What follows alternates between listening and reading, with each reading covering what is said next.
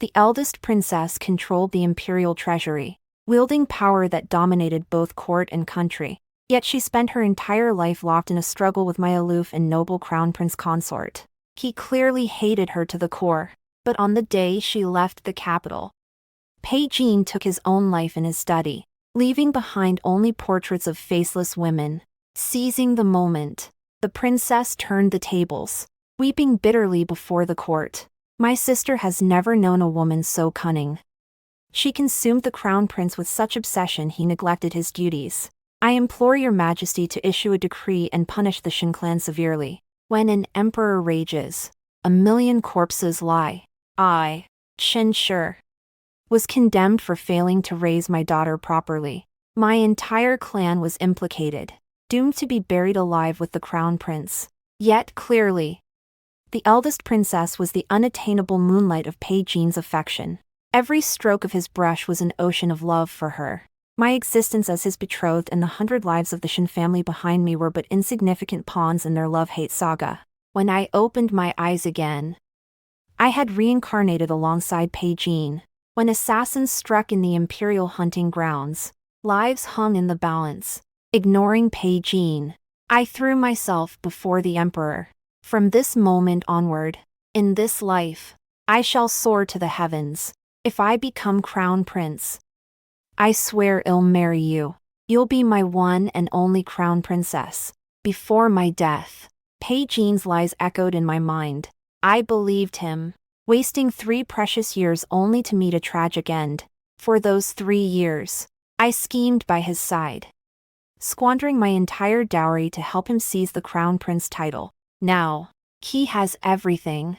Yet he embraced a scroll and took his own life in the study, heedless of my fate. Even in death, Peijin clutched the scroll tightly, refusing to let go.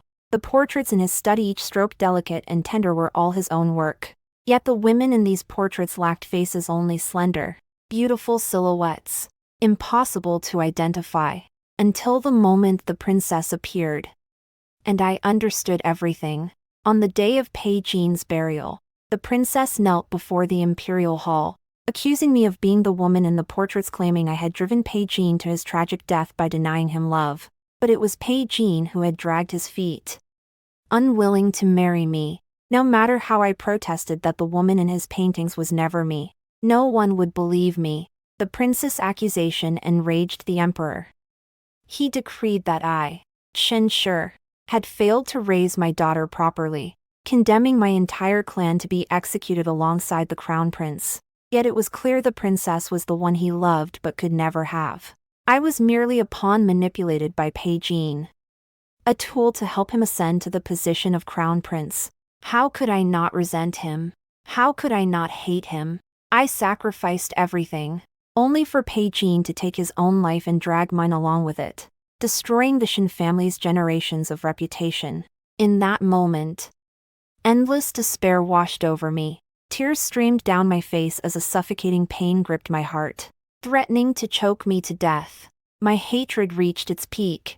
If only I could start over, I would grant them their wish, let them become fugitive lovers who defied ancestral teachings, doomed to never enter the imperial mausoleum.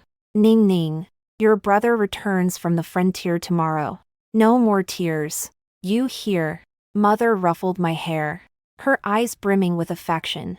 I silently gazed at her youthful face, my eyes unconsciously welling up. Was this a dream? Mother gently wiped my tears, softly pinching my cheek. You may cry just this once, but when you see your brother, no more tears or hell. Blame me for being too strict with you. I rubbed my face. The faint sting made me realize I had reborn. Reborn at 16. Before everything had unfolded, I was still the eldest legitimate daughter of the Shin family. My father hadn't resigned from his post yet. My mother wasn't gravely ill. Even my brother, Shin Yao, hadn't met with misfortune.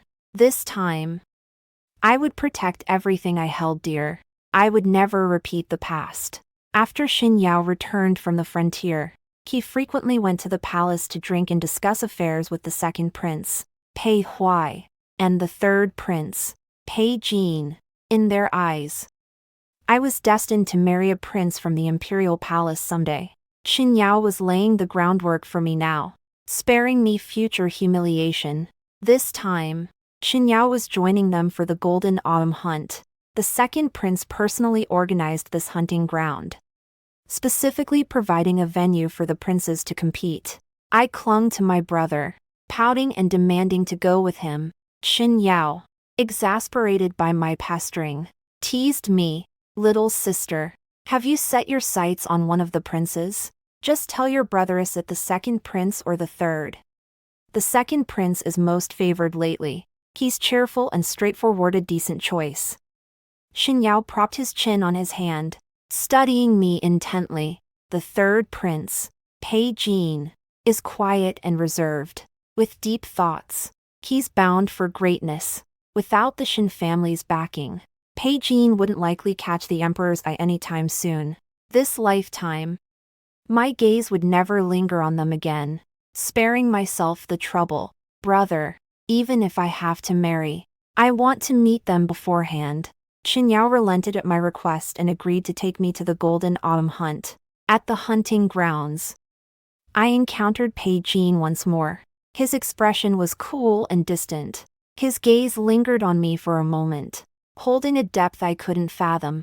That profound, icy look mirrored his demeanor from my past life, evoking a sense of déjà vu. I glanced at him briefly before quickly averting my gaze.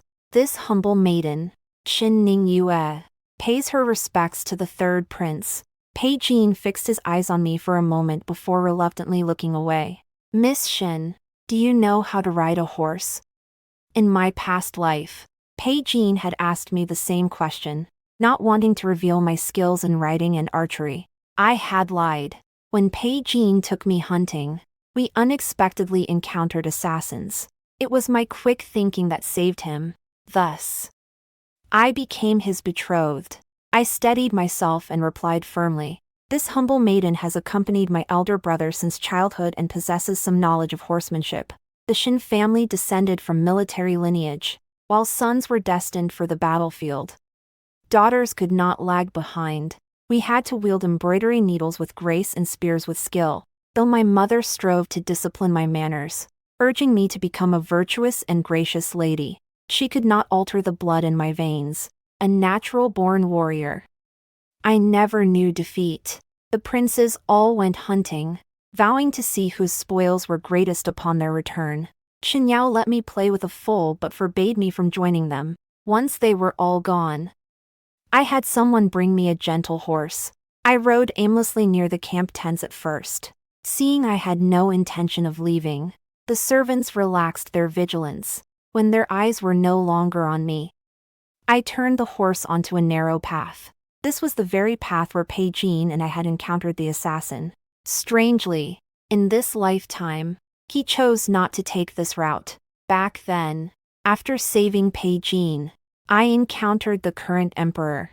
He praised my courage and wit, saying I truly lived up to being the daughter of a military family. That very night at the banquet, word of this reached the Empress Dowager. She playfully remarked that fate had bound me to Pei Jin, suggesting he repay his debt of saving my life by marrying me. She did not issue a decree for their marriage then and there, yet with that single jest, she bound my name to Pei Jin's. After that, everyone tacitly accepted that I was his betrothed. This time, even if I could save him, I would not. When I saw that man clad in ink-black robes, I suddenly tightened my grip on the reins, my heart turning cold. Pei Yan's Houth Emperor in disguise, and the beginning of my life of splendor and glory. But before I could approach, I heard commotion all around, the ground trembling in waves. I snapped my head up to see assassins bursting out of the grass like a swarm. Swords drawn, they charged toward Pei Yanzhou. Once surrounded, Pei Yanzhou remained composed, radiating an innate, commanding calm. But I too had come prepared. With a swift motion, I drew my bow and arrow, piercing an enemy's heart. Instantly, all the assassins' eyes locked onto me. They roared in fury. Kill her first. The assassins swarmed toward me. I seized my sword with my offhand, pulled the reins tight with the other and charged into the fray. They were clearly well-trained death squads, carrying poison. Should they fail their mission, suicide was their only path. I fought with every ounce of strength to drive them back. But before I could reach Pei Yanzhou, an arrow shot straight toward his chest. In the nick of time, I charged to Pei Yanzhe's side and threw him to the ground. Rolling with him, I dodged the sword and clung to him. Our eyes met. His gaze flickered before darting away. As Pei Yanzhou opened his mouth to speak, I pressed my hand over his lips, shushing him. A rustling sound reached my ears. Glancing sideways, I saw another assassin, not yet dead, lunging forward with a sword. I raised my arm to block, and the blade instantly sliced through my forearm. I kicked the assassin down, seized his sword hilt in reverse grip, and slashed his throat, killing him instantly. Soon after, the sound of galloping hooves echoed near my ears. The assassins scattered in terror, suppressing the hatred in my heart. I turned to Pei Yanzhou with a gentle gaze. "Are you all right?" Pei Yanzhou shook his head, his eyes falling on the blood surging from my arm. He frowned and murmured, "You're injured."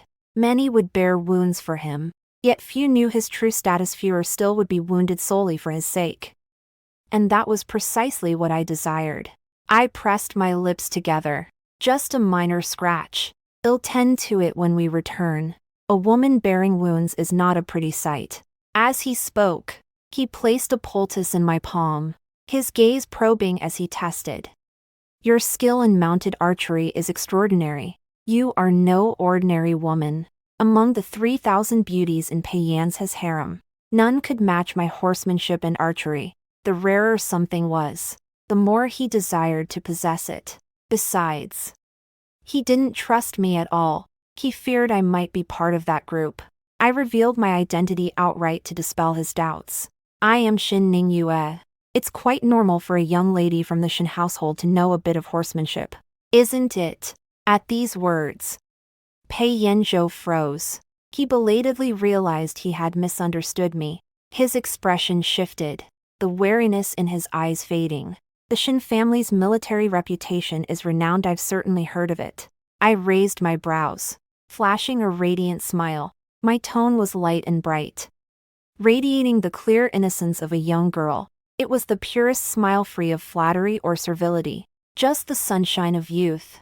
I practiced the smile tirelessly for days, for such radiant expressions were sorely lacking in the palace. I teased him with ambiguous intent. "And you? What is your name? Your birth order in your family?" Pei Yanzhe's expression froze, as if no one had asked him such questions in ages. His demeanor softened considerably as he replied calmly, "You don't recognize me? Never mind. My surname is Pei. I'm the fifth son." I feigned indifference with a casual "oh," then laughed. "Then you must be royalty. Which prince's household do you belong to? Don't you know it's forbidden to roam freely in this hunting grounds?" Pei Yanzhe's eyes flickered.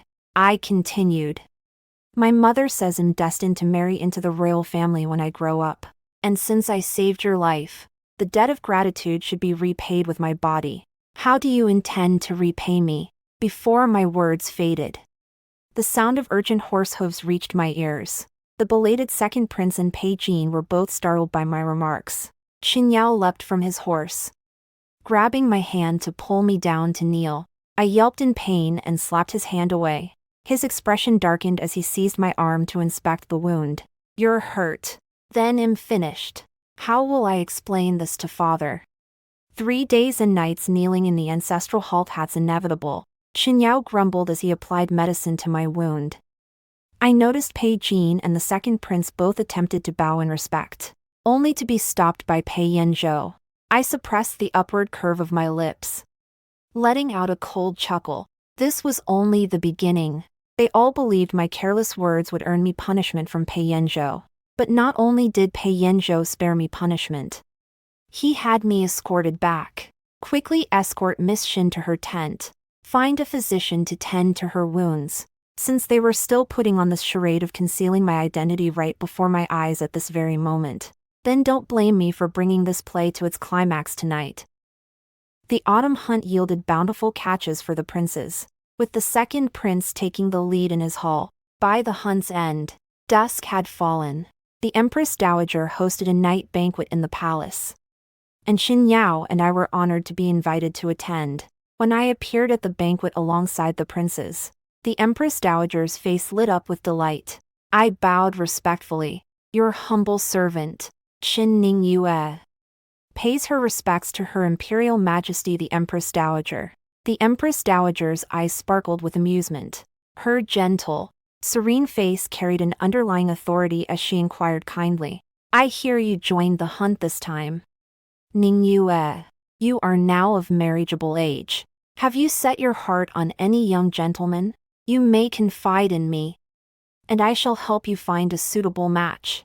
My father held military power and wielded considerable influence in the court. My marriage would determine the future heir to the throne. After all, whoever married me would have a greater chance of becoming the next crown prince. The prince's gazes all fell upon me. The second prince clasped his wine cup, a carefree smile playing across his features as he took a casual sip. Pei Jin sat ramrod straight, his expression cool and detached. His gaze swept over me, revealing a hint of stubborn resolve. He smirked dismissively, as if certain I would choose him. My own eyes lingered on him for too long, only bolstering his confidence. I bowed low, head lowered, and answered with unwavering resolve. May I ask, Your Majesty the Empress Dowager, who else participated in today's hunt at the game preserve? This humble maiden does indeed have a suitor in mind, the fifth young master of the Pei family. Instantly, the room fell silent. Every face shifted in unison. Pei Jin's expression changed most dramatically, staring at me in utter disbelief. Yet his reaction was not the most intense. It belonged to the eldest princess seated at the side of the dais. She crushed her teacup in her hand. Clatter. Shards scattered across the floor. Who gave you permission to like him? I forbid it. Her outburst was so violent it drew the attention of all present. I lifted my eyes slightly, meeting the princess' gaze. Her eyes flashed with a cold, sharp glint as she looked down at me. But I didn't understand. In my previous life, she and Pei Jin had been deeply in love. After Pei Jin's death, she had even sought revenge against me. This time, I intended to go all the way and marry Pei Yanzhou directly. Yet her resistance surpassed even that of the imperial concubines. Was this truly a sister protecting her brother? The atmosphere froze for an instant. The Empress Dowager cleared her throat with displeasure, murmuring a reprimand. Qiner, do not act so willfully here. You bring shame upon the imperial family. The eldest princess slowly reined in her emotions. Realizing her indiscretion, she could only bow to the Empress Dowager in apology. Your humble daughter acknowledges her error. Yet I believe Miss Shen and the third prince are a most suitable match. The third prince is resourceful and wise, while Miss Shen is gentle and charming. They would surely become a loving couple. My heart clenched, and I abruptly looked up at the Empress Dowager. The princess had betrothed me to Pei Jin. With a single word from the Empress Dowager, my marriage would be sealed. But I refused to accept it. After struggling so long, I'd come full circle bound once more to be Pei Jin's betrothed. I clenched my fists in silence, only to meet the eldest princess' mocking smile. If she barred my path to the harem, I'd force my way in.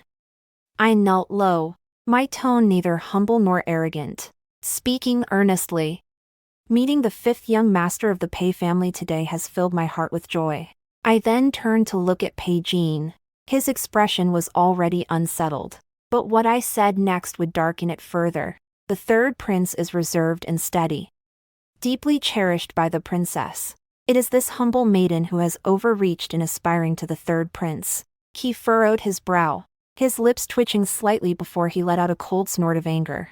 Seeing my unwavering resolve to marry only an emperor, the eldest princess' face twisted into utter embarrassment. Do you know who fifth young master Pei is? The third prince is beyond your reach, but surely His Majesty the Emperor is within your reach. I hear someone seeks an audience with me, wishing to marry me. Pei Yanzhou arrived late, his gaze sweeping over me with a hint of warmth. Seeing him come personally, my heart finally settled. He had been handling state affairs and arrived late for tonight's banquet. Stepping before me, his deep eyes fixed on me, he asked, "Now that you know my true identity, do you still wish to marry me?" I straightened my back, my gaze unwavering, expressing an unprecedented depth of affection. The person I love is the fifth young master of the Pei family, no matter who he is. I am willing to marry him. Besides, we share a bond forged in life and death trials. He would never abandon me. In my past life, I memorized quite a few sweet nothings to please Pei Jin. Now, they finally served a purpose. Pei Yanzhou gazed at me for a moment before turning away. He walked to the Empress Dowager's side and slowly sat down. Qin Ningyue, daughter of the Qin family, possesses a gentle and virtuous character. With a sincere and straightforward nature, she may be admitted into the Imperial harem as a consort. An Imperial edict will be delivered to the Qin residence in 3 days to welcome you to the palace. Kneeling to pay my respects, I suppressed the curve of my lips and murmured, "This humble daughter receives the edict." The eldest prince's face grew even more wretched, as pale as paper, as if stricken by a grave illness. Upon returning to the Qin residence, my mother and father heard I was to enter the palace and instantly wore expressions of deep sorrow. After Xin Yao and I reassured them at length and carefully weighed the pros and cons, they reluctantly agreed to let me go. Before long, the day of my entry arrived. I brought Schwanger, the maid who had served me since childhood, into the palace with me. I was granted the title of noble lady and resided in Yongning Palace. Yet, a week after entering the palace, I had not even caught a glimpse of Pei Yanzhou. It seemed he had forgotten me entirely. Casting me aside, a consort who was not favored in the palace naturally received no flattery from the servants. Besides Schwanger, whom I had brought with me, the palace also assigned me 2 personal maids. Yongning Palace was slightly out of the way, quiet and peaceful. No one ever came to disturb me. It seemed everyone had forgotten that a newly arrived noble consort resided here, until I encountered the eldest princess and consort when in the Imperial garden. Consort Wen was the mother of the second prince. With the support of the eldest princess and the second prince, she typically oversaw the affairs of the 6 palaces, and the consorts in the harem all showed her deference. Upon seeing me, Consort Wen looked at me as if I were filth, sneering, "Who might this be? Does she not even bow to greet this princess and me?" Such ignorance of court etiquette. I suppose the emperor indulges her childish whims. What a desperate soul, willing to pay to marry into the palace for wealth and glory. Life in the palace was no easier than in a private residence. I drew my handkerchief and curtsied sideways. This humble consort greets Consort Wen and the princess. The princess narrowed her eyes, sneering with disdain. "I once thought you were His Majesty's favored beauty. But now I see you're nothing special. Every woman under heaven dreams of climbing into His Majesty's bed. You should know better than to think you're worthy." They were subtly mocking me after all this time in the palace. I hadn't received any favor. Not even as much as an ordinary concubine. We are sisters after all. Noble consort Shin, do not be disheartened. Many enter the palace only to fall out of favor. Consort Wen and the princess shared identical expressions, their eyes brimming with contempt. I smiled, feigning innocence. I entered the palace seeking nothing more than peace and stability. The princess burst into laughter. "Seeking stability in the harem? I can't tell if you're naive or just plain stupid." The impression I left on the princess was likely that of a simple, innocent, yet foolish beauty. That was perfect. Only when they lowered their guard against me would I find an opening. Pei Yanzhou always selected his consorts in strict order. He never favored any one woman exclusively. In his eyes, the consorts seemed little more than tools for producing heirs. I never sought out Pei Yanzhou. I waited patiently in Yongning Palace. Finally, he selected my name. That night, I considered dressing up elaborately but ultimately decided against it. Pei Yanzhou had seen more women than anyone could imagine. Even elaborate adornments would mean little to him. In my past life, I'd heard from Pei Jin that he suffered chronic headaches and insomnia from reviewing memorials day after day. I had the fragrances in Yongning Palace specially changed to calming scents, even replacing the perfume pouch on my person with specially formulated aromatics. My time in the palace was far from idle. I frequently pored over books, studying the properties of fragrances and the processes of their creation. Upon seeing Pei Yanzhou, I turned sideways and offered a gentle curtsy. "Your humble servant greets your majesty." Pei Yanzhou gazed deeply at me before stepping forward to take my hand. "After so long apart, do you blame me? Your majesty is occupied with the welfare of the realm. How could there be blame?" Pei Yanzhou raised an eyebrow, clearly surprised by my words. He wrapped his arms around my shoulders, and I leaned into his embrace, a blush slowly spreading across my cheeks. Even when Pei Jin and I were together before marriage, we had never shared such intimacy. This was the first time I'd been this close to a man, and my evident shyness delighted Pei Yanzhou. His phoenix-like eyes narrowed, a dangerous gaze settling on me. "What is that scent on you?" "It's a calming incense I brought from the Shin residence. It aids sleep.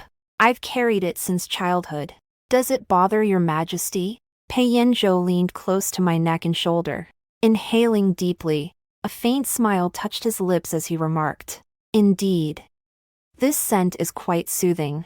Pei Yanzhou must have been utterly exhausted, for he did not consummate our marriage. Instead, he collapsed beside me and fell into a deep sleep.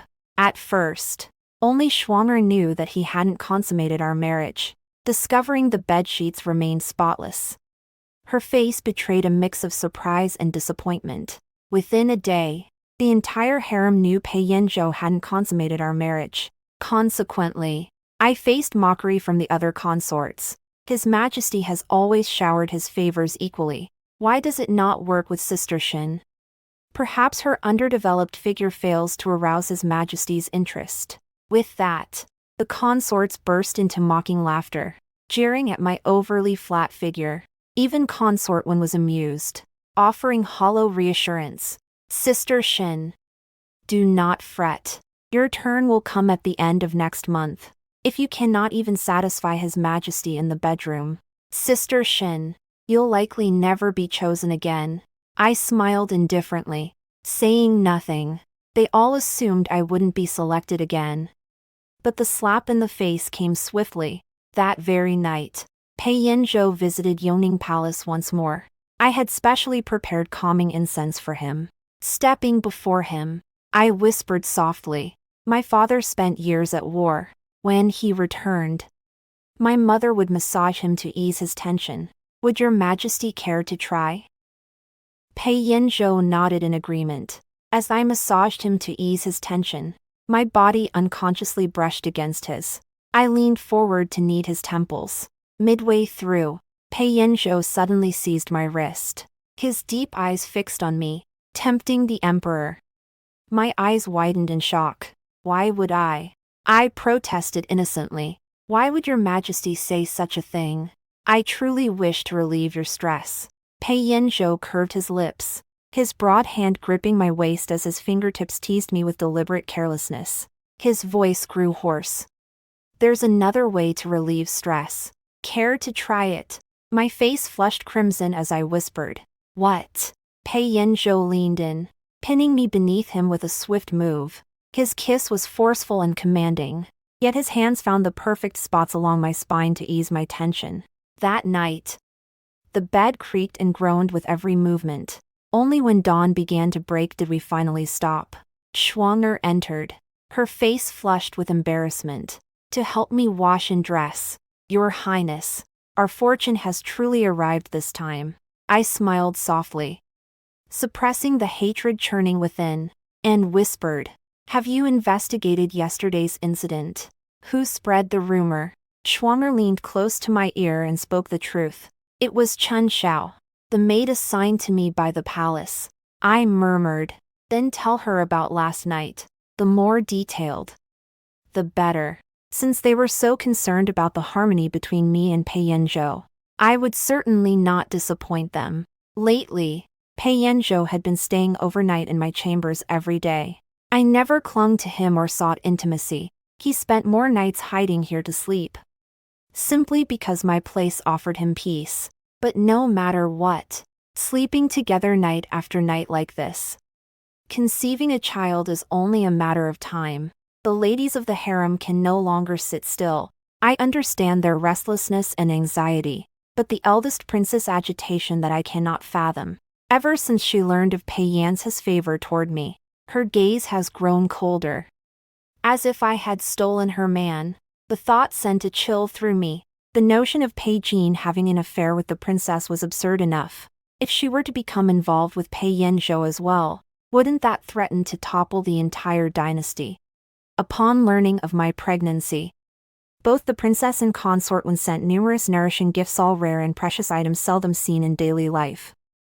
I devoted myself to nurturing my pregnancy in Yongning Palace, rarely mingling with the other consorts. That was until consort invited the consorts to a flower-viewing banquet even the eldest princess attended. When Schwanger told me, I was still examining the hairpin at my forehead. Gently twirling it between my fingertips, Schwanger asked cautiously, "Your Highness, is something wrong?" "Nothing." At the flower-viewing banquet, Consort Wen and the eldest princess sat together, conversing and admiring the scenery. Consort Wen's tone carried a cautious tension whenever she spoke to the princess, as if seeking favor yet also testing the waters. The princess noticed my gaze and met it with a haughty scrutiny, casually remarking, "Consort Shen, being with child now. You must take great care. Harming the royal offspring would be a grave offense. Your Highness speaks wisely. This humble servant shall be ever vigilant, fearing any mishap to the child. After all, it is my first." My hand fell naturally over my abdomen. I noticed the princess' eyes darken, her expression turning cold and terrifying. The Imperial garden bloomed with a dazzling array of flowers, a sight of breathtaking beauty. Suddenly, a hunting falcon soared into the garden, instantly capturing everyone's attention. Is that not His Majesty's new prized falcon? I've heard this falcon is fierce and formidable. No wonder His Majesty cherishes it so. But as far as I know, this falcon has always been kept in a cage. Why was it suddenly released? The falcon flapped its wings, its piercing gaze suddenly locking onto me. It dove straight toward me. The consorts, still in mid-discussion, were startled into silence. Everyone scrambled to dodge, and Schwanger yanked my sleeve. But the falcon soared through the sky. What could anyone do? Many servants panicked, shrieking frantically, "Don't let it harm the noble lady. Protect her." Before the words faded, the falcon swooped before my eyes, its sharp beak striking my head. I fell backward in terror. But the bird furiously pecked at my hairpin. Wild birds were drawn to the commotion, joining in the frenzy to peck at my hairpin. I frantically shielded my abdomen and reached up to steady the hair ornament on my forehead. This pitiful spectacle was witnessed by the eldest princess. She laughed indifferently, her eyes brimming with smug satisfaction. It seemed like a silent warning. I was still too green to cross her. Schwanger scrambled to shoo away the falcon, clutching me tightly to her chest. No one dares bully my empress. I instinctively clutched my stomach, my face deathly pale. Consort Wen feigned concern, shouting, "Quick! Summon the Imperial physician," overwhelmed by terror. I fainted in Schwanger's arms. When I awoke again, Pei Yanzhou sat calmly beside me, his eyes holding an emotion I couldn't decipher. Noticing my awakening, he reached out and took my hand. "You're awake." My eyes reddened as I asked, "Your Majesty." "Our child. The child is fine. You were merely startled. There's no need to fear." I collapsed weakly into his embrace, hiding a triumphant smile from his sight. I'd used the child as leverage, playing along with his scheme all to strike back, clutching Pei Yan's fingers tightly. Tears streamed down my face as I spoke, still trembling with fear. "Your Majesty, I'm truly terrified now. What if I hadn't been able to save the child? This was my first child. Pei Yan's fingertip brushed away the tear at my temple. His gentle tone held a hint of ruthlessness as he said softly, "Rest assured. I have already ordered the execution of the hunting falcon." Hearing this, I shook my head immediately. It wasn't the falcon. "Your Majesty, if the falcon had truly acted maliciously, crashing into me out of control, I would have no words. But why would wild birds peck at my hairpin?" So many people watched as they pecked at me again and again, watched me cry out for help. I wasn't like this before. I choked out, forgetting even to address him formally. I was once the cherished daughter of my family. I could ride horses and shoot arrows, unfettered. "Your Majesty, it was for our child that I dared not move." I wanted Pei Yanzhou to feel guilty toward me, to make him understand the sacrifices I'd made for him. Only then could I gradually bring them down completely. After hearing my words, Pei Yanzhou flew into a rage. He immediately ordered his imperial physician to conduct a thorough investigation. The physician discovered a powder capable of causing avian dementia hidden within my hairpin. The substance was concealed so ingeniously within the pin that it had gone completely undetected. Upon uncovering the truth, Pei Yan's expression darkened. A flash of ruthlessness crossed his normally composed face. It seems someone sought to harm the emperor's son. Every servant and maid within Yongning Palace was implicated. They knelt before Pei Yanzhou in unison. Pei Yanzhou ordered a thorough search for the powder, examining each person. Not even the maids who had accompanied them to view the flowers were spared. Ultimately, the powder was found on Han Huang, Consort Wen's personal maid. Han Shuang stared at Chen Xiao in utter shock. Chen Xiao, however, stood impassively behind me. I had long known Chen Xiao was Consort Wen's woman, from the moment she first spread the rumor that I hadn't consummated the marriage. I knew. I then used substantial sums to covertly bring Chen Xiao into my inner circle. Even if Chen Xiao administered the poison, wasn't the powder provided by Han Shuang? Finally, I returned it to her without a trace no one would ever know.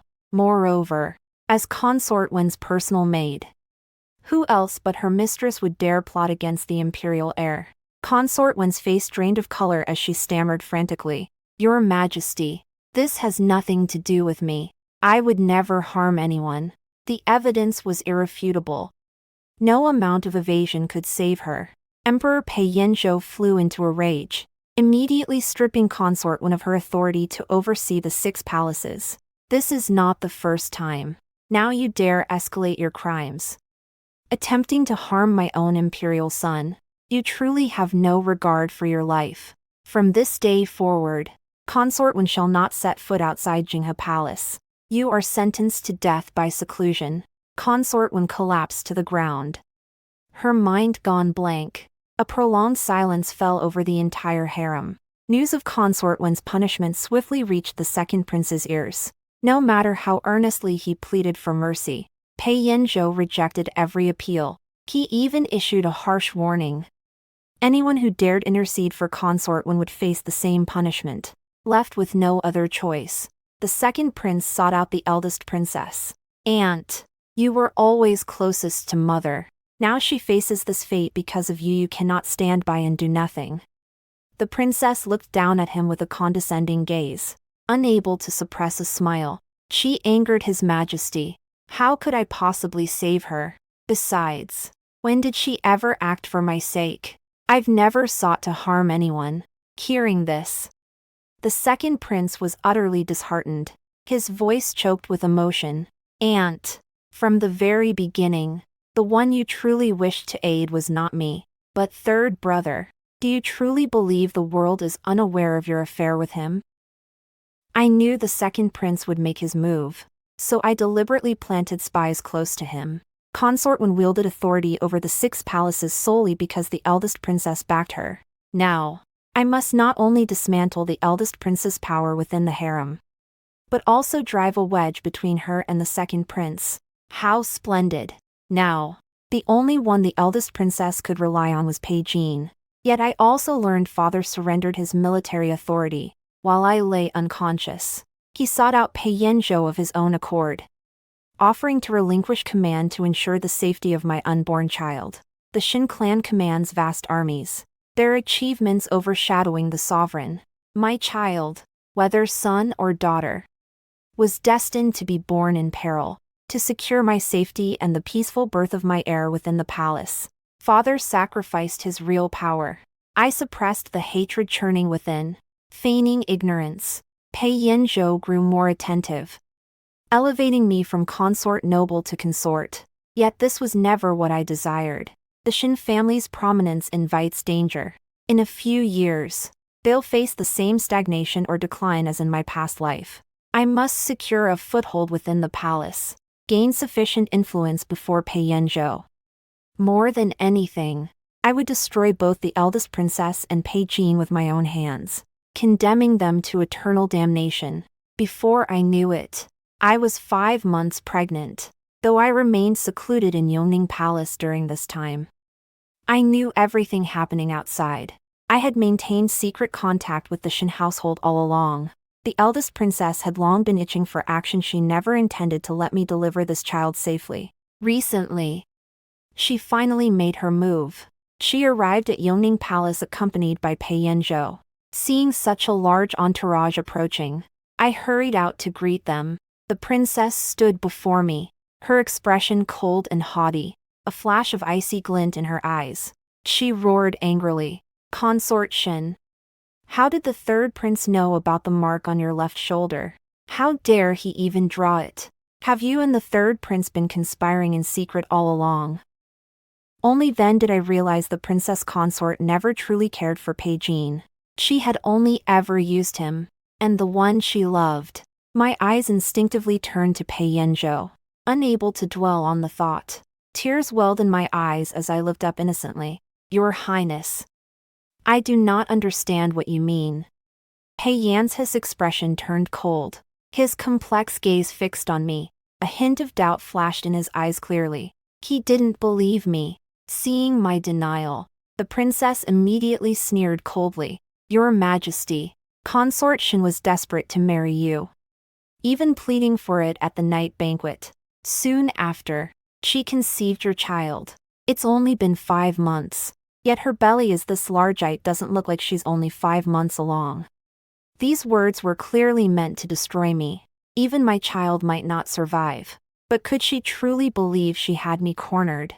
I fell to my knees with a thud, trembling hands clutching my swollen belly as I whispered, "Your Majesty, this servant has never shared any intimacy with the third prince. I do indeed bear a birthmark, as your Majesty well knows." Pei Yanzhou frowned, a cold gleam flashing in his eyes.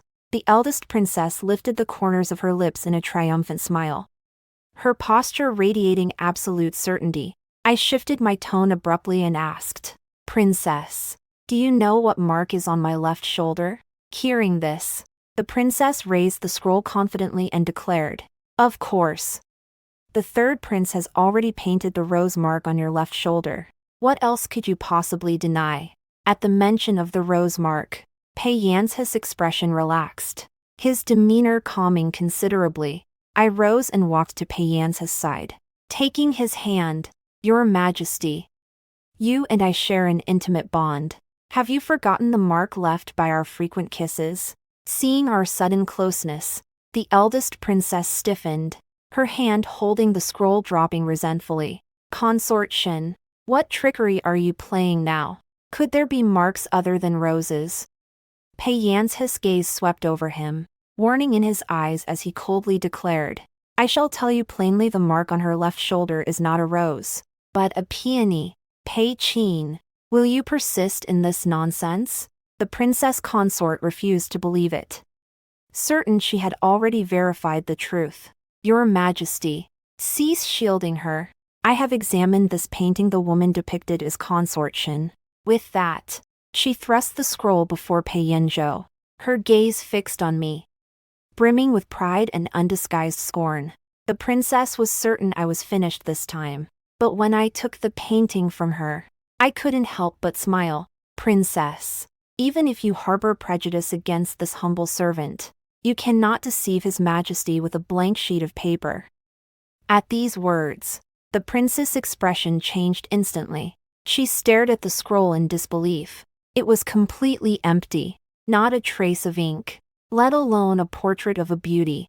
Impossible. Pei Yan's expression turned icy, his eyes brimming with impatience as he demanded sternly. How long will this nonsense continue? Pei Qin, you slander the princes and consorts. Have you forgotten the palace's rules entirely? Now, the eldest princess was utterly flustered. She knew she had provoked Pei Yan's wrath. If she persisted, he might impose a severe punishment. Thus, the eldest princess knelt before Pei Yanzhou to beg forgiveness. Qiner knows she was wrong. Please do not be angry. Imperial brother. Pei Yanzhou showed her considerable patience and did not punish her harshly. Confine yourself to your quarters. Copy sutras 100 times. No more mischief. After this incident, Pei Yanzhou felt guilty and grew even more attentive toward me. Regardless of whether I was pregnant or not, he stayed in my chambers night after night, no longer doubting my sincerity toward him. As for why the eldest princess was so certain the mark on my left shoulder was a rose, not a peony, she had long sent spies to the Shin residence to gather intelligence, secretly persuading Pei Jin to paint the portrait. Pei Jin, love-struck and utterly foolish, likely never suspected her malicious intent. What she didn't know was this. The ink used for that painting had long been secretly replaced by my brother, Xin Yao. At the frontier, there exists an ink invisible under sunlight. It aids intelligence transmission, preventing enemy interception of military intelligence, unbeknownst to most. This ink also proves remarkably effective for painting. News of the prince's punishment spread swiftly. It reached Pei Jin's ears long before, and he paid close attention to her every move. This time, punished for his painting. Pei Jin refused to believe in superstition. He painted her figure over and over. Each painting could be seen inside the room, yet outside, nothing remained. It wasn't until the princess' birthday banquet that the emperor finally released her.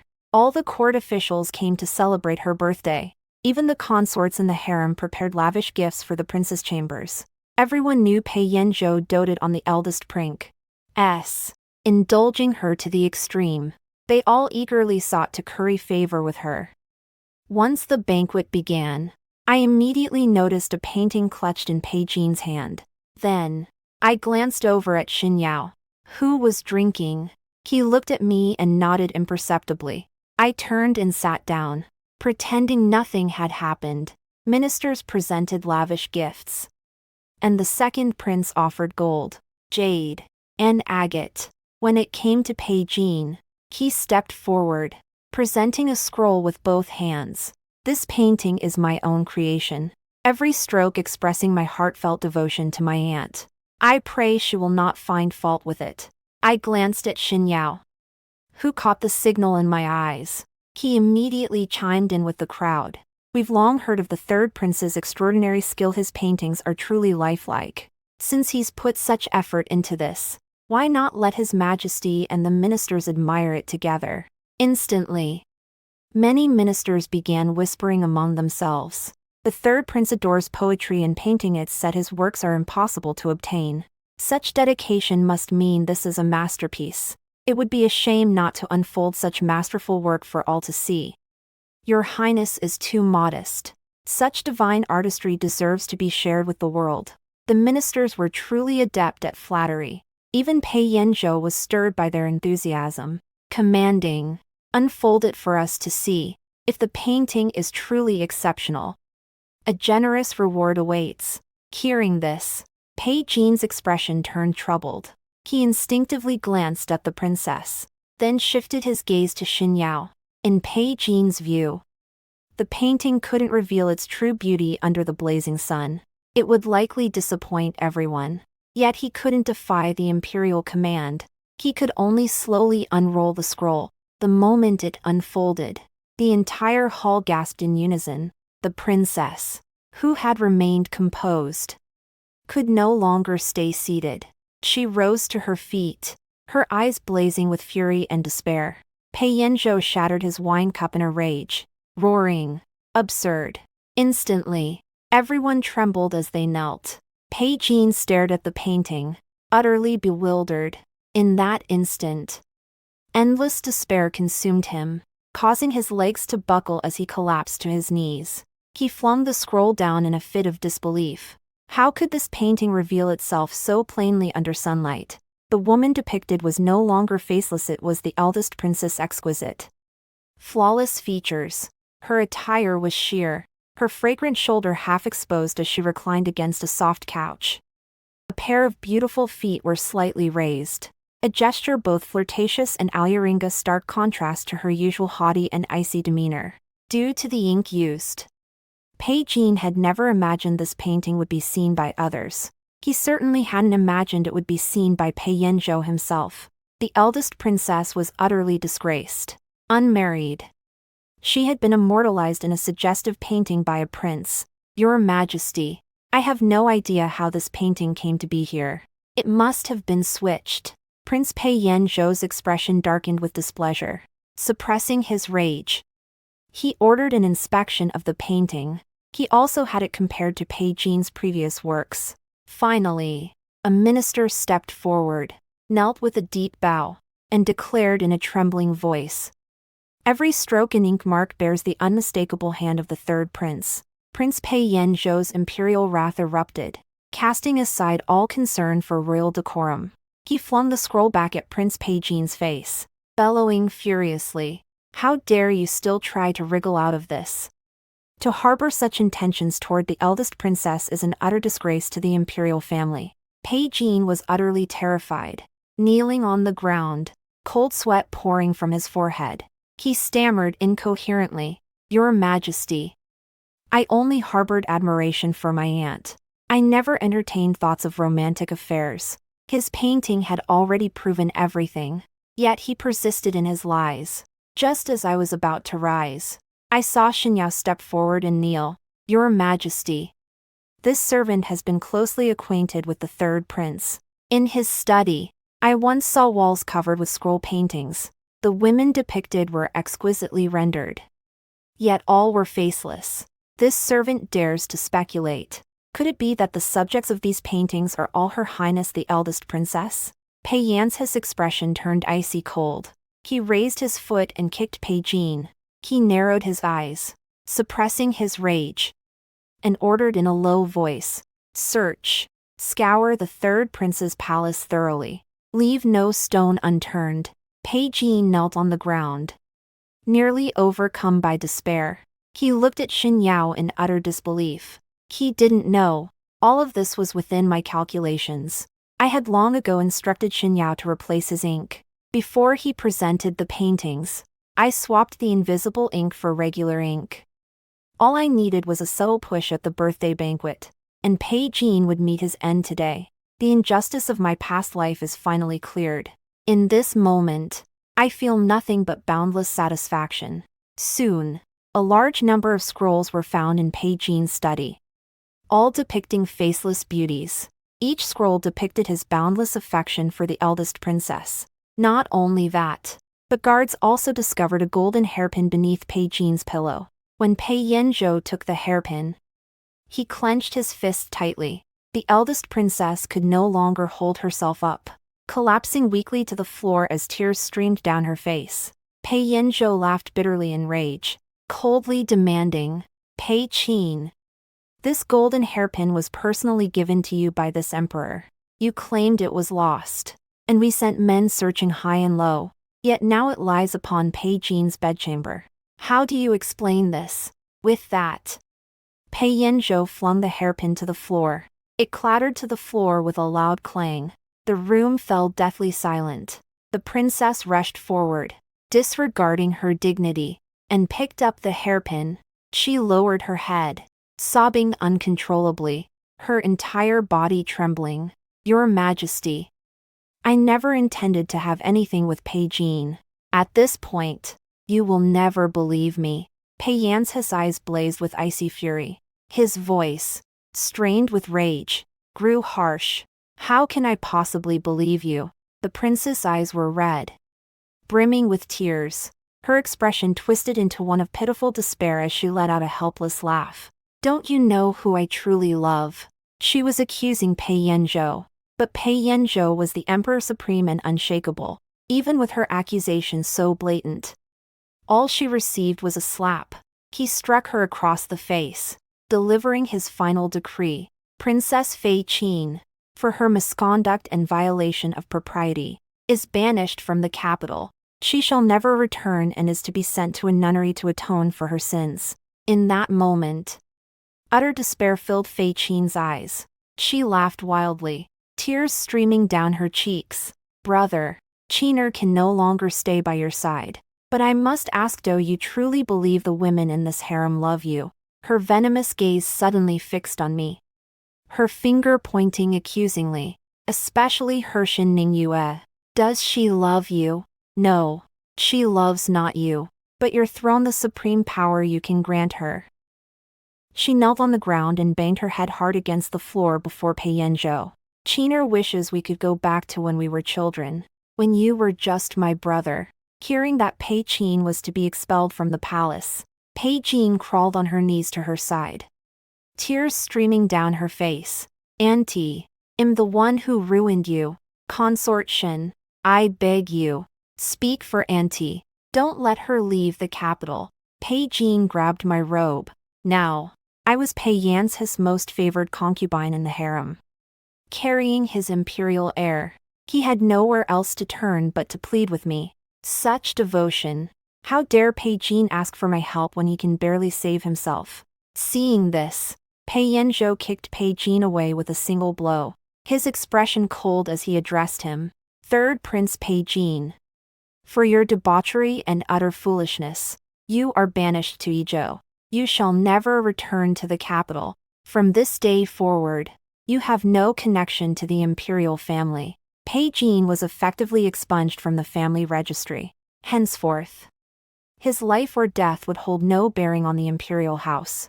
Pei Jin's face drained of color as he slumped, utterly defeated, as if the heavens had collapsed. He cupped his face and choked out a sob. No matter how desperately he pleaded, Pei Yanzhou would never relent. Pei Jin was exiled to Yizhou, while Pei Qin shaved her head to become a nun. Though their affair was common knowledge, no one dared risk their life by speaking of it. After that, Pei Yanzhe's health deteriorated, as if grief had consumed him. He suffered constant headaches and sleepless nights. He could only stay in my palace, resting fitfully. Months later, I gave birth to twins, a boy and a girl without complication. The Empress Dowager and Pei Yanzhou rejoiced greatly. A dragon and a phoenix, a sign of auspiciousness. Pei Yanzhou personally bestowed their names. The princess was named Princess Lin. The prince was immediately designated Crown Prince. Pei Yu. Despite years of medicinal tonics, Pei Yanzhou showed no improvement. Lately, his headaches had grown unbearable, causing him to utter many incoherent words. That night, he clung tightly to me, his eyes reflecting endless longing. "Ningyue, you are all I have left. Only you will never betray me. They all will." I gently massaged his temples, my voice soft as silk. "Your Majesty, I love only you. I will never betray you. Not in this lifetime." He had no idea that from the moment he first stepped into Yongning Palace, I had laced the incense with the bark of the lovesick tree. Each time he left, I would remove the incense and drink the antidote to prevent poisoning. Such small doses went undetected, but prolonged exposure bred dependency and mental collapse. Combined with Pei Jin's torment, it only worsened his condition. 5 years later, news of Pei Yanzhe's death spread throughout the palace. Wails echoed within and beyond its walls. The news swiftly reached Pei Qin's ears. Upon learning of this, she wept in the temple, then threw herself against a pillar and died. In her final moments, she cried out with tragic intensity, her voice bordering on despair. "Brother, if I could start over, I would never choose to be your sister again. I would choose to be your wife for all eternity." Alas, Pei Yanzhou never heard her veiled yet direct confession of love before his death. As for Pei Jin, exiled, His days would be far from easy. Perhaps he had already been beaten to death with clubs. Qin Yao was about to head back to the battlefield. This time, I repeatedly urged him to guard against traitors and never trust those close to him. I also gave him protective armor to ward off misfortune. Later, I heard news of Qin Yao becoming a legendary war god. He returned victorious. Standing before me unscathed, tears welled up in my eyes. Thankfully, I had altered his fate of dying tragically on the battlefield. Thankfully, my father and mother were both still here. Thankfully, they were both safe and sound. After Pei Yanzhou passed away, the Grand Empress Dowager grieved so deeply that she too passed away from illness a year later. I became the youngest Empress Dowager. The Crown Prince ascended the throne. Still young. So I ruled behind the curtain. In this world, what is this so-called love as deep as the sea? It's all an illusion. On the day I held absolute power, standing in the imperial court surrounded by officials paying homage, my heart churned with 1,000 waves. Long live the Empress Dowager. 10,000 years. 10,000 years. 10,000 years. It turns out, only power runs as deep as the sea. The end.